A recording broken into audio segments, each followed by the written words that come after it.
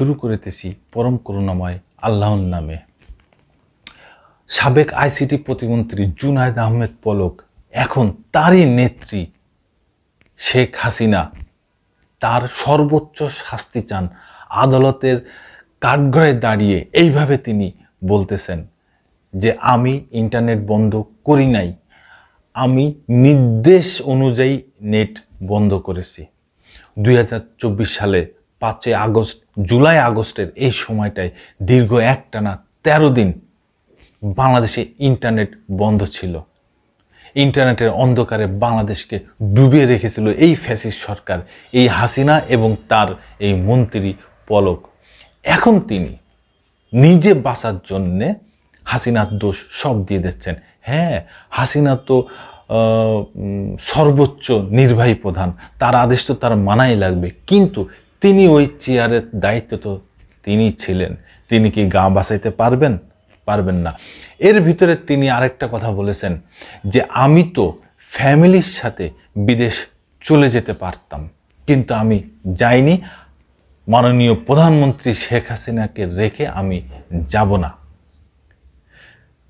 এই কথা তিনি এই ফাঁক দিয়ে বলছেন, কিন্তু ব্যাপার হচ্ছে এখন যখন উনি জেলখানায় কাঠগড়ায়, তখন উনি বলতেছেন আমি নির্দোষ, আমার কোনো দোষ নাই, সব দোষ ওই হাসিনার, তার নির্দেশেই আমি সব করেছি। হ্যাঁ, আমরা তো দেখেছি দীর্ঘ 15 বছর তার নির্দেশেই এই বাংলাদেশ চলেছে। তিনি তো মহারানী হয়ে বসেছিলেন, তিনি এই বাংলাদেশের মালিক হয়ে বসেছিলেন, আর এই বাংলাদেশের জনগণকে ভাড়াটিয়া মনে করেছেন।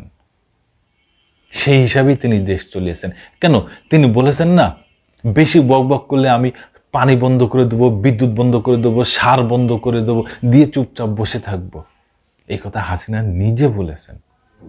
কেন? তিনি বলেছেন না, মাংস বাদ দিয়ে কাঁঠাল খাইতে, কাঁঠাল জাতীয় ফল। এইভাবে তিনি মানুষের সাথে, বাংলাদেশের জনগণের সাথে উপহাস করে গেছেন দিনের পর দিন, কিন্তু তিনি ভুলে গেছেন এই দেশের জনগণ এই দেশেরই মালিক, কোনো সরকার না। কিন্তু তিনি এও বলেছেন এই দেশ আমার, এই দেশ আমার বাপের, এই দেশ আমার বাপ স্বাধীন করেছে। তার বাপ কি একাই দেশ স্বাধীন করেছে? সোহেল তাজ, প্রথম বাংলাদেশের প্রধানমন্ত্রী তাজউদ্দিন আহমেদের ছেলে, সাবেক স্বরাষ্ট্র প্রতিমন্ত্রী সোহেল তাজ কি বলেছে একটু শুনে নেন। এই বাংলাদেশ গড়ার পিছনে বহু নায়ক, মহানায়কের সংযুক্ত আছে, শুধুমাত্র শেখ মুজিবরকে একাই তারা সামনে আগে এগিয়ে দিয়েছেন, তার নামই তারা নিয়েছেন, আর সব কিছু বন্ধ করে রাখছেন। সোহেল তাজের অনেক সোশ্যাল মিডিয়ায় অনেক ভিডিও আছে, এইগুলো দর্শক বন্ধুরা আপনারা একটু দেখে নেবেন। এই পলক এখন পর্যন্ত এসে যে রাজসাক্ষী হিসাবে যে কথাগুলো বলতেছেন, এগুলা হয়তো আদালত নোট করতেছেন, কিন্তু ব্যাপার হচ্ছে যে পলক নিজে বাঁচার জন্যে সব কিছু করতেছেন, এটা আসলে ঠিক না। সেও এই উপরে এই বিষয়গুলোর সাথে সেও জড়িত।